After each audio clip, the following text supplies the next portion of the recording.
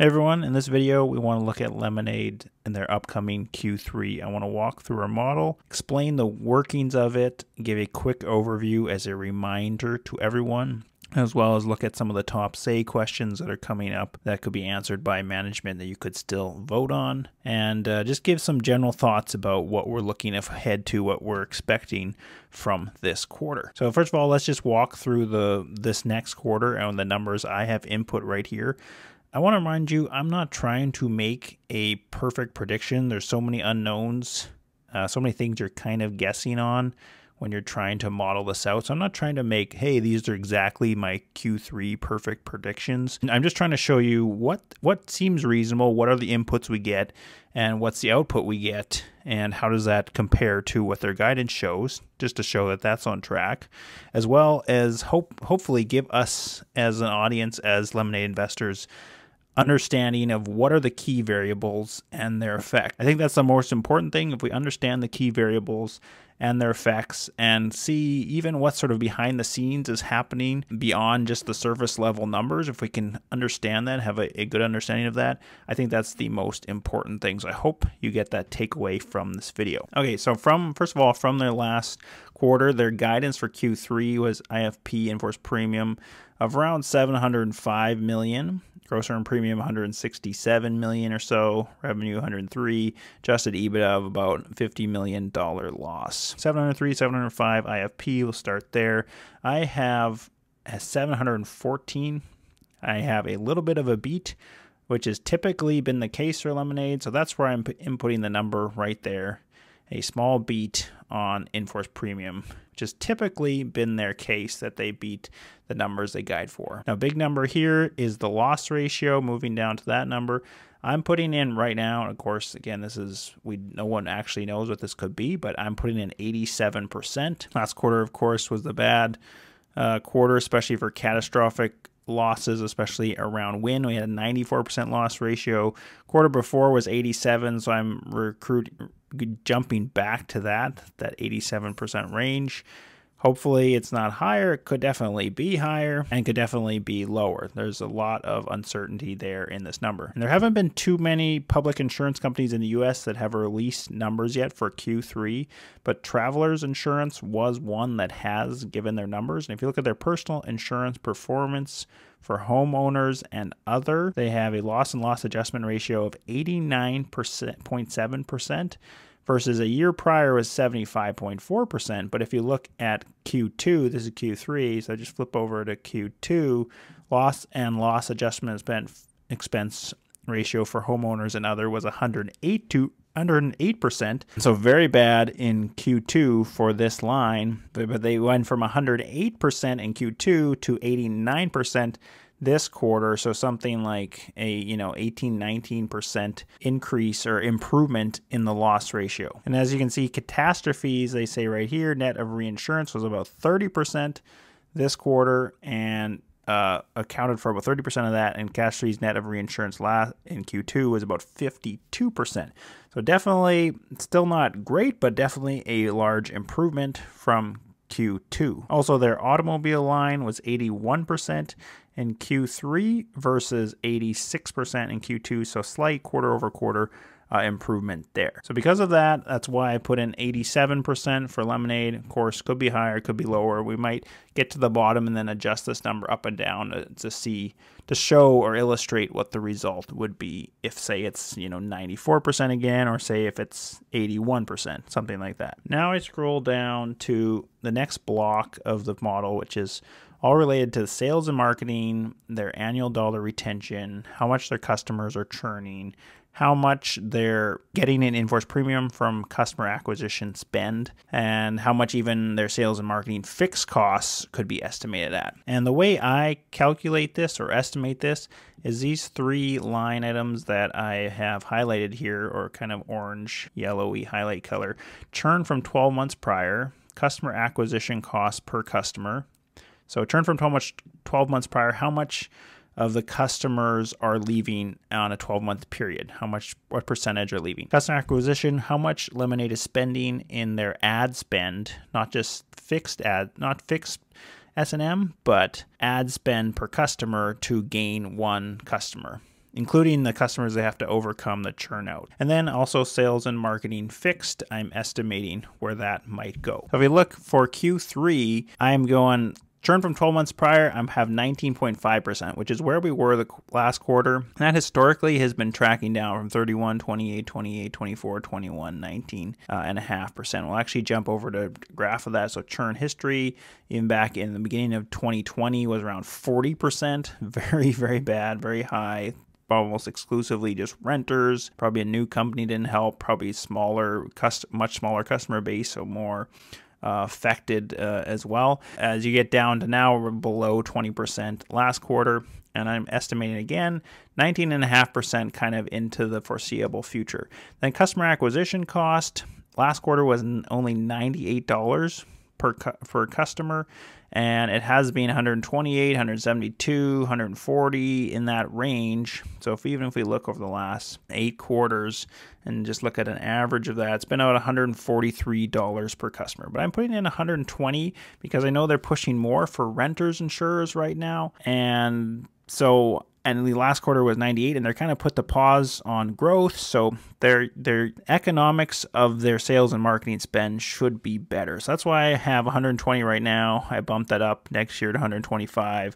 And then going, further out there, probably could get more into the $140, $150 range. But that's where I have it right now. And then sales and marketing fixed. This is kind of a tough one to really gauge, but I am adding 1% per quarter because it's been relatively flat, 12.3, 11, it was lower, 7, 15, 14, 12. So I'm just adding a little bit of increase in that, but you'd think their sales would be more fixed costs around sales and marketing. So it shouldn't grow as much as they grow or even as their marketing needs grow. If you put in those variables and you know your top line growth, how many customers you're getting and how much premium you're getting, then you can calculate, hey, annual dollar retention is probably going to be like maybe mid 80s. Churn, you have the number of customers churning might be 300,000 from over a year's time from 1 year prior at 19% of the whole customer base. And sales and marketing might be about 27 million spent. And that's about 16% of your gross earned premium. So we're at about 15% last quarter, 18%, in the Q4, I have 14% in that range. It shows us, something. This should eventually trend down to 10% and even below. Still, it's on the right path. And maybe just pop over and look at expense history for a moment. So I have total expenses, sales and marketing as for sales and marketing, other insurance, tech development, and G&A. This is how Lemonade reports their all their expense lines. And you can see the trend over time, again, all the way back to 2018. This graph, it was 400 total expenses as percent of gross earned premium was 400%, and now we're at 57%. So people that tell you Lemonade, hey, their unit economics suck. It's like, well, we all know that, but actually they are definitely headed in the right direction from a churn perspective, from an operating expenses perspective. And we'll see where this quarter comes in as a whole. But this percent has to come down significantly, and still eventually we hope, eventually, if you look at where I'm projecting, maybe eventually at 12%, 15% if they become super, super efficient company. But anyway, that's where we're showing it right now. I have a section here. Oh, one more thing here I should mention. Customer acquisition spend for ISP gain. So this is sort of how much they spend in ad spend in directly, not the fixed S&M, but the variable S&M, and what the ratio of how much IFP they're gaining for $1 that they're spending. So I'm showing that they're going to gain about $3.75 of IFP for $1 spent on the marketing. And it was super high last quarter. It was about $4.40. Again, I think this is in part because they're trying to lower back, purposely grow not as fast as they were, previous in the last couple of years. And so then your marketing becomes in part more efficient just because of that. So that's why you're getting customers for even under $100 per customer. Other reasons why as well, this number should keep growing is because a much bigger important reason is because of their whole strategy. So you have customers joining as renters, and you're competing against them in a cheap renters market, and then hopefully those customers like Lemonade, like the product, like how easy it is to use, like the fact that their money, leftover money, can be given to charity. And then when that customer who's spending $100 a year on renter's insurance now buys a car, and they're spending whatever that is, $1,500 a year, so it's like a 15x in their premiums from what they're paying for renters, and then maybe they get a house, and maybe that's $2,000 a year for insurance there, so it's another 20x what their renters was, so maybe it's like a 35x, maybe they get a car and a house versus just someone who's only renting. You could have a 35x increase in their premiums. So those customers are sort of, they're baked into the premium you're gaining, because this is just looking at hey, how much net premium did we gain? How much did we gain? It's not really asking, hey, how much did the customers that we spend on gain? It just looks at the overall total. Hey, how much did we gain? And because you're gaining your own pool of existing customers, of course, some are churning away, but the churning effect also improving over time, and the ones that are remaining, you're having this increase in their premiums. This is where this number should grow. And I have it growing out. I mean, these numbers out into the further years, I sort of continually are fluid, and I'm constantly playing with and always thinking with. So I haven't actually reviewed these really carefully for this video, but I see this number growing significantly into 5, 6, 7, 8, 9, probably even breaking 10 eventually, like, a decade from now, where you have a bigger and bigger fleet of renters, or sort of lower price customers who get older and get wealthier and have more assets and more insurance that they're buying. So really, really important effect. We'll see how this tracks over time. The other three expense lines are really difficult to really predict. I mean, this one I like because you can see clearly what the churn was and estimate that into the future. The customer acquisition spend, again, see clearly what it was, estimate what it might be. Sales and marketing fixed, you can again estimate what that is, and kind of the top line numbers they're probably going to be just from their guidance. So I really, I think you can be pretty good on the whole marketing. Have a pretty good understanding. The other three expense lines, like other insurance expense, there's a lot baked into that. You can read about it. I think they described it in their S1, what's all inside of there. But it's, it's a 4% increase is what I'm giving them. So you're at about, 15.6 million, 9% of gross earned premium. Same with tech development. I have just a small 2% increase. This jumps up and down sometimes by the quarter, and 14% of gross earned premium. G&A, I have 2%. Last quarter it dipped. Hopefully, love to see these even drop further if they can cut. Or they're cutting expenses. 18% right there. And total expenses, then I have flat, actually slightly up from as a percentage of your gross earned premium is 57%. Now we're at 58%. And again, this number of course has to get better, 55, and then going down into the 40s. And eventually much, much lower. But overall improvement, I'm showing combined ratio 151 to 145%, which is just your loss ratio plus your expense ratio gets you your combined ratio. And I should jump back. I think I kind of glossed over it. So synthetic agents is another question mark. We don't really know what effect they're going to show or have with the synthetic agents. I hope they give us some guidance about what they're expecting and how they're expecting to use that. So I don't have any synthetic agents back baked into this quarter, what I'm showing here right now. I start to do that. I start to have some effect of that in next quarter, and then more of that in 2024 in the numbers here.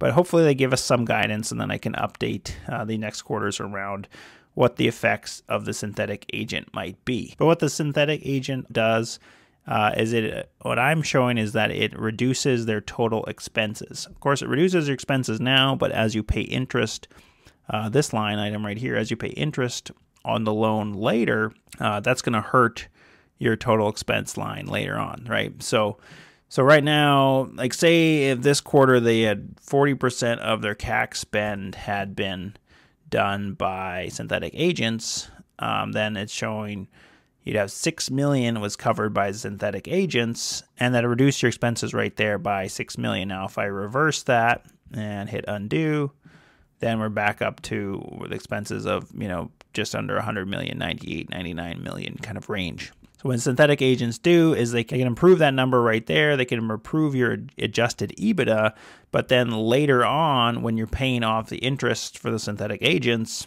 then it's going to hurt you. So I don't really think they'll use the synthetic agents unless they really feel they have to. But it'll be interesting to hear their guidance around what they expect in Q4 and the next year for synthetic agent use. I have stock-based compensation of $15 million, and cash I have dropping down to about from $942 million to $892 million cash and cash equivalents.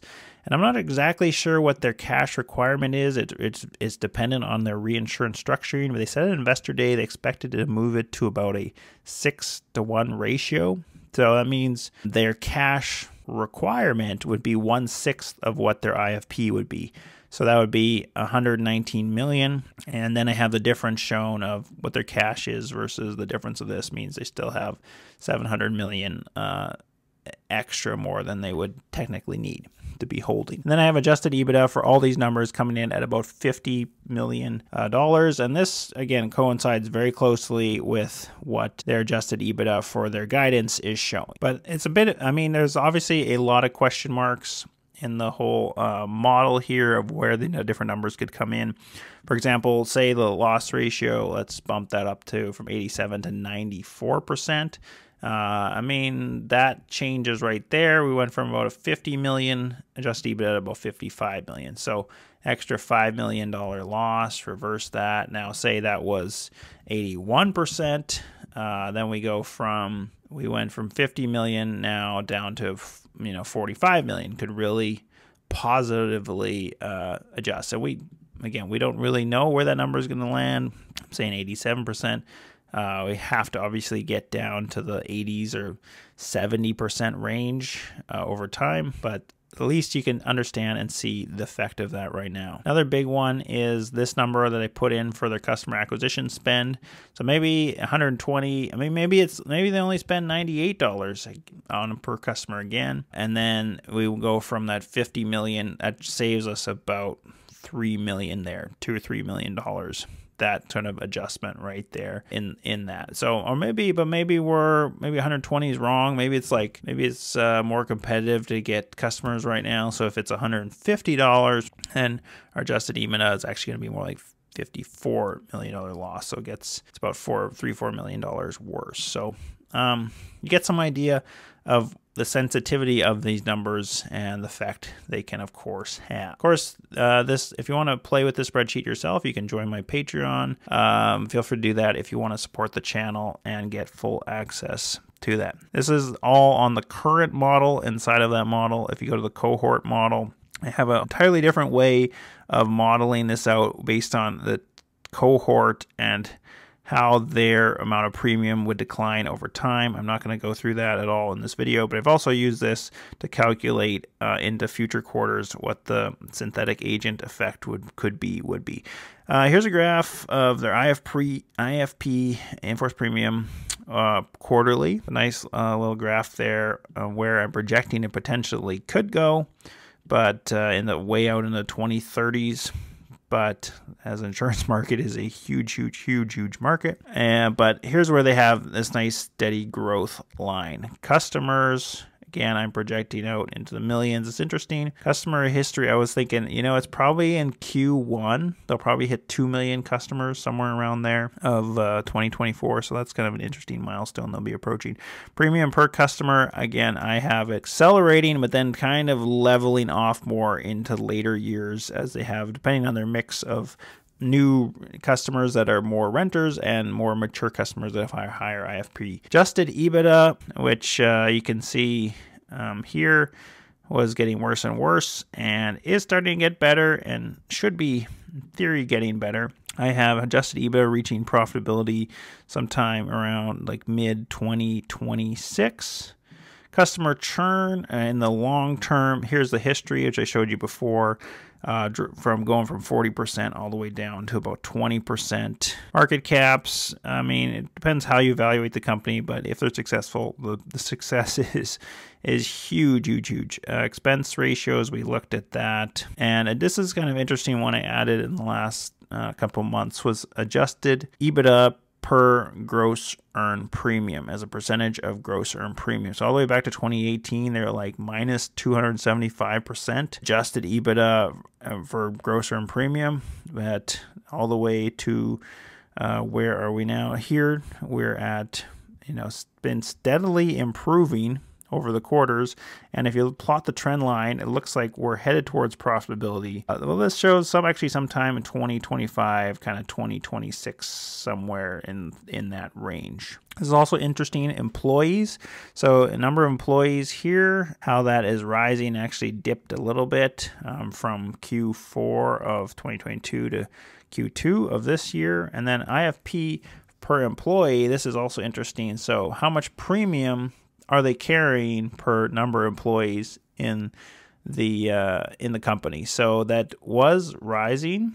It was quite good, actually, 370 some thousand back in 2020 Q4, and then it dropped as they rolled out more products and more places, and they're trying to expand. It dropped, but now it's actually back to all-time highs. So this is really telling, interesting graph just about how they can scale their operations, how efficient they could become, and hopefully, well, it's something we'll be tracking here on the channel. Of course, combined ratio, this is where combined ratio was 500 some percent back in 2018, and has been somewhat level, sometimes up and down, but is definitely on more of a downward trajectory. Cash and cash requirement, I have showing, longer term that their cash requirement could get fairly tight and then should reach out to profitability. You think if it is that tight, you hope that the stock would rally, they could raise money, they could have an even bigger cushion, they could expand faster. Obviously, there's a lot of uncertainty as you look out into those future years. So you might be wondering, where does the stock go from here? I mean, we're at a down in the dumps, 1057 right now. So obviously, it depends how the quarter shakes out. If I think if their loss ratio is below 87% and there's no other major surprises in the quarter, which I don't expect, I think the stock's gonna. This is just my opinion.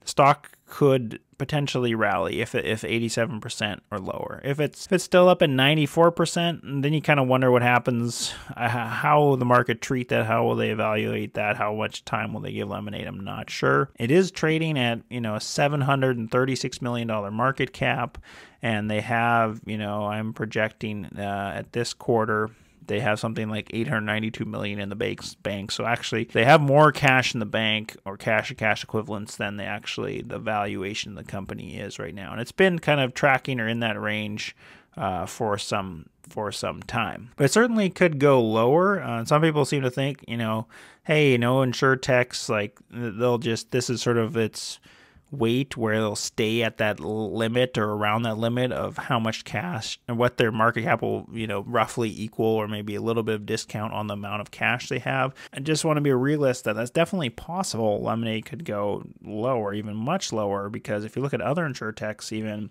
I have Root here, for example, which is a company I've been looking at, studying more closely recently, is Root.